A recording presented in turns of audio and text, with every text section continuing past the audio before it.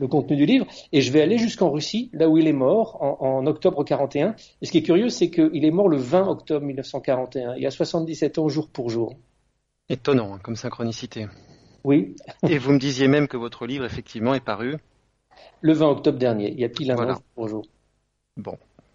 Et ce qui est curieux, c'est pour rebondir un petit peu sur le thème de votre émission, c'est que voilà, la question sous-jacente à cette enquête, pour moi, ça a été de savoir si Alexander était ma vie d'avant, qui est une question assez basique, qui pourrait se répondre par oui ou par non.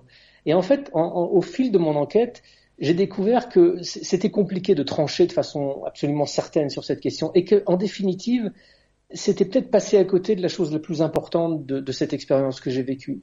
Parce que au final, qui c'est Alexander Herrmann? C'est un SS, c'est un salopard, c'est un type qui s'est laissé embarquer comme des millions d'autres Allemands à cette époque-là dans une folie absolue de haine, de colère. Et d'une certaine manière, c'est cette espèce de glissade psychologique qui a été celle de l'Allemagne à un moment de l'histoire.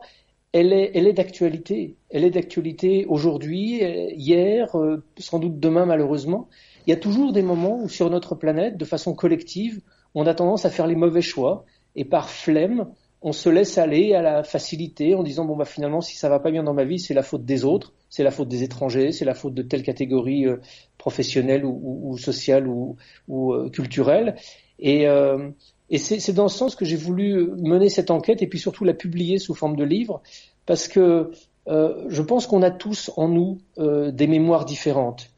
On a l'impression, quand on se regarde dans la glace, de voir qui on est. Et moi, j'ai le sentiment, pour travailler sur la conscience et sur la mort depuis 15 ans, que précisément quand on se regarde dans la glace, on ne voit pas qui on est. On voit une espèce d'enveloppe qu'on occupe très temporairement et auquel on s'identifie. Et en s'identifiant, on est dans une forme d'aveuglement, parce que notre être éternel, notre véritable conscience, celle qui va survivre à notre mort et qui vit avant notre naissance, c'est précisément pas ce visage qu'on voit dans la glace.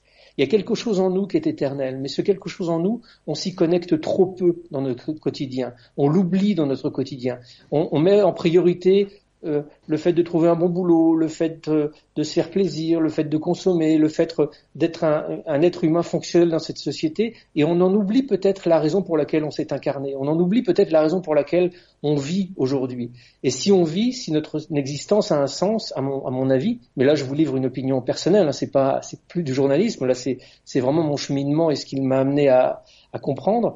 Si notre existence a un sens, c'est dans notre capacité, nous, aujourd'hui, dans le corps qui nous est offert, de nous libérer, de nous soigner, de guérir une part de nous, une part de notre ombre, une part des choses qui n'ont pas été guéries dans nos vies passées, et peut-être par cet acte-là, de participer aussi un petit peu à la guérison du monde.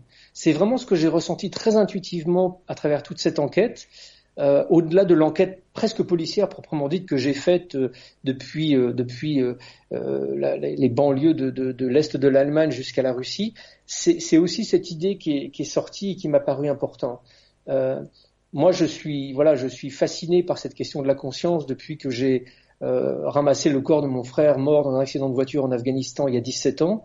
Je suis obsédé par ça, par cette question de savoir ce qu'on fait ici, pourquoi est-ce qu'on meurt, pourquoi est-ce qu'on vit.